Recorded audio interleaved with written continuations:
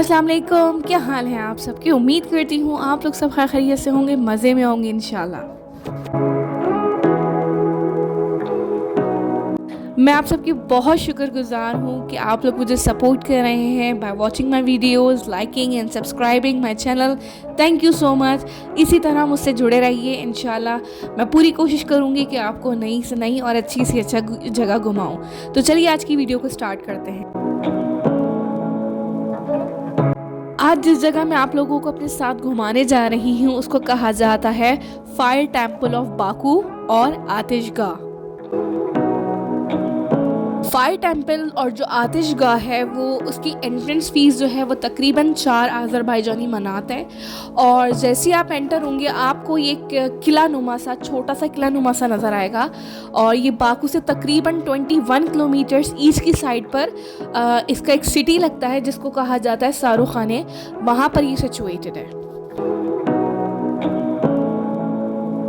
इस एरिए को जिसको सुरह खाने कहा जाता है, बेसिकली ये जो है वो एक टार्ट ज़बान का वर्ड है जिसका मतलब है होल्स विद द फाउंटेन्स। ठीक है, तो आप जैसे आतिशगाह के अंदर जाएंगे, यहाँ पर फायर टेम्पल को जब आप घूमेंगे तो यहाँ पे आपको बहुत सारे ऐसे होल्स नज़र आएंगे जहाँ से नेचुरल फायर जो है, नेचुरल गैस की वजह से जो फायर है वो निकलती रहती है।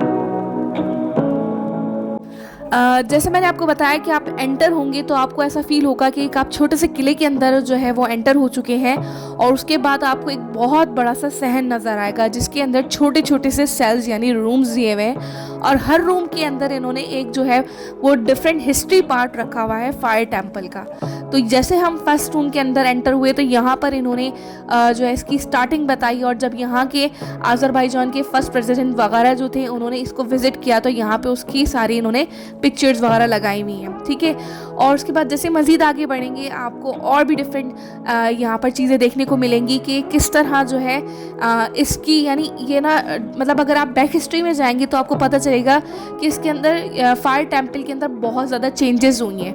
हर सेंचुरी में कुछ ना कुछ इसके अंदर चेंजेस हुई हैं, तो उसके लिहाज से इन्होंने यहाँ पे सारी इन्फॉर्मेशन दी हुई है।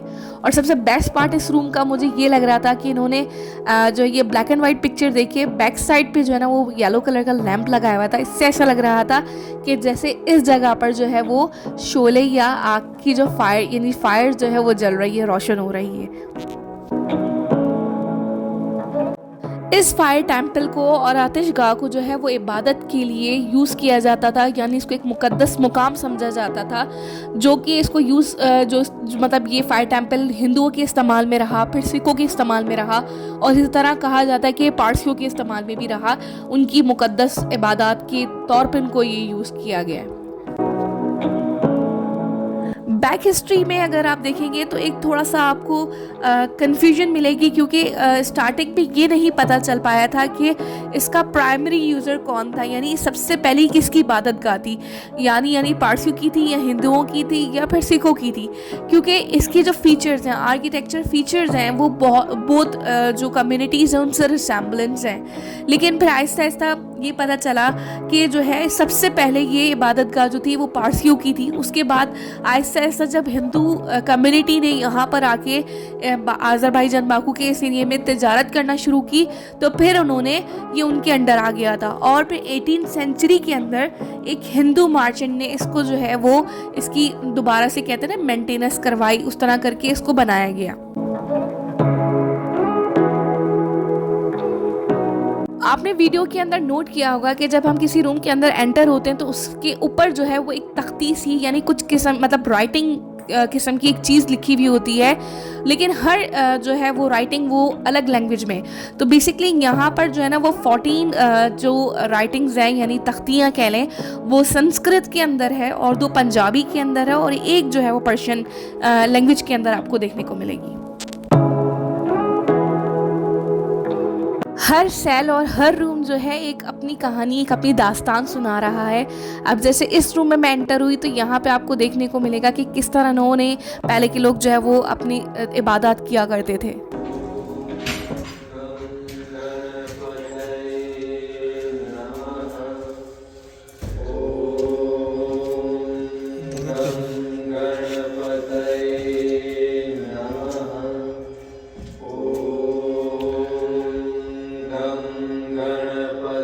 इन्होंने जो स्टैचूज़ वगैरह बनाए थे यानी जो रिप्रेजेंटेशन की थी वो इतनी रियल थी कि जैसे ही मैं एंटर हुई तो पहले मैं थोड़ी देर के लिए घबरा गई कि कहीं ऐसा तो नहीं है कि वाकई कोई रियल में बैठा हो और मैं किसी की इबादत में मुदाखिल हो रही हूँ।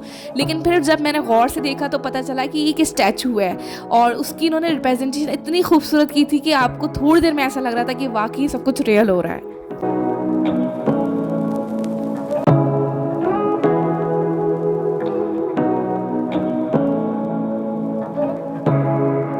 जैसे मैंने आपको बताया कि तकरीबन इसके अंदर जब आप इस शहर के अंदर दाखिल होंगे तो तकरीबन 10 से 12 आपको जो है वो उस तरह के छोटे छोटे रूम्स नज़र आएंगे और हर रूम जो है वो आपको एक डिफरेंट दास्तान सुना रहा होगा।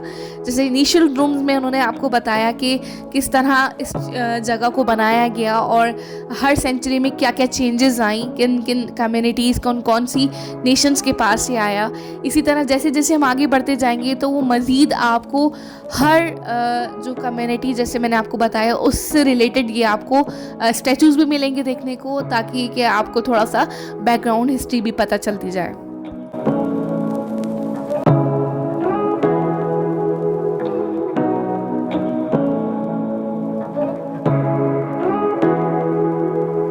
अच्छा, रूम से बाहर जो है वो स्टिल अभी भी कोई चीज़ें एज इट इज़ हैं, तो उन्होंने क्या किया हुआ है उसको ग्लास जो है फ्लोर से जो है वो उसको प्रिजर्व किया हुआ है ताकि ये आप ग्लास से देख भी सकें। अब जैसे ये वाला जो है इसके बारे में कहा जाता था ये कुआं है, बहुत पुराना कुआं, तो उन्होंने इसको जो है ना इसकी सराउंडिंग्स में ग्लास कवर करके और उसको प्रिजर्व किया हुआ है।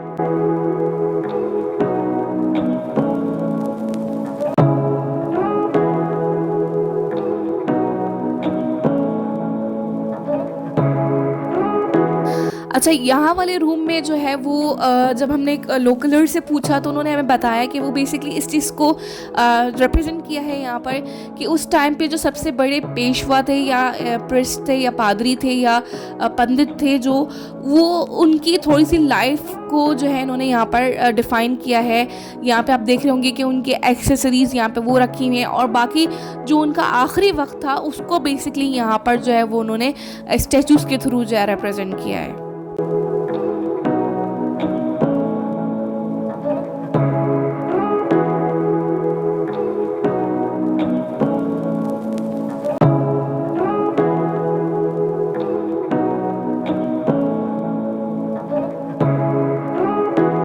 इस रूम के अंदर जब आप एंटर होंगी तो बेसिकली इन्होंने हर सेंचुरी के लिहाज से पिक्चराइजेशन की हुई है कि मतलब जब ये स्टार्टिंग से लेकर अब तक की जो सिचुएशन है ये क्या क्या चीज़ों में तब्दील हुआ, मतलब किस तरह इसका स्ट्रक्चर था सबसे पहले और उसके बाद किस तरह इन्हांसमेंट होती गई इसके अंदर।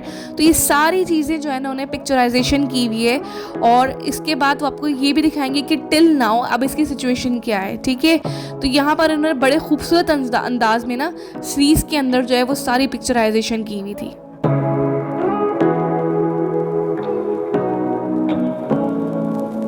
अच्छा, अब आ जाते हैं इसके मेन श्राइन के अंदर। बेसिकली ये बीचों बीच बना हुआ है उस पूरे सहन के, जिसको कहा जाता है मेन श्राइन। ठीक है, अब ये बेसिकली इसको इसलिए शायद कहा जाता होगा क्योंकि ये मेन मरकज़ था उस टाइम पे इबादत गाहों का, और इसके जब आउटसाइड आप देखेंगे तो इसके 4 यानी पिलर्स कह लें, उसके अंदर से जो है वो फायर भी निकलती है। सो बहरहाल उसके बाद हम जब वहाँ से बाहर निकले तो यहाँ पर जो है इर्द गिर्द जब हमने देखा तो इस जो हाउसेस बने हुए थे, बिल्डिंग्स बनी हुई थी, वो बताया गया कि वो स्टिल अभी तक जो है वो पर्शियन स्टाइल के अंदर बनी हुई है। और मज़ीद आप इसके अंदर जब मूव करेंगे तो यहाँ पर आपको थोड़ी बहुत जो है वो सोवेनियर शॉप्स भी नज़र आएंगी। तो मैंने सोचा कि मैं आपको एक सोवेनियर शॉप के अंदर लेके चलती हूँ और दिखाती हूँ। एक चीज़ मैंने बहुत अच्छी नोट की कि आप कोई भी हिस्टोरिकल प्लेस में जाएंगे बाकू के अंदर तो आपको वहाँ पर उसी से रिलेटेड जो है वो सोवेनियर्स नज़र आएंगे। अब जैसे ये मैंने आपको बताई है फायर टेम्पल आतिशगाह था, तो यहाँ पर आपको बहुत सारे ऐसे सोवेनियर्स नज़र आएंगे जो इसकी बिल्डिंग को, इसकी जो जगह है उसको रिप्रेजेंट कर रहे होंगे।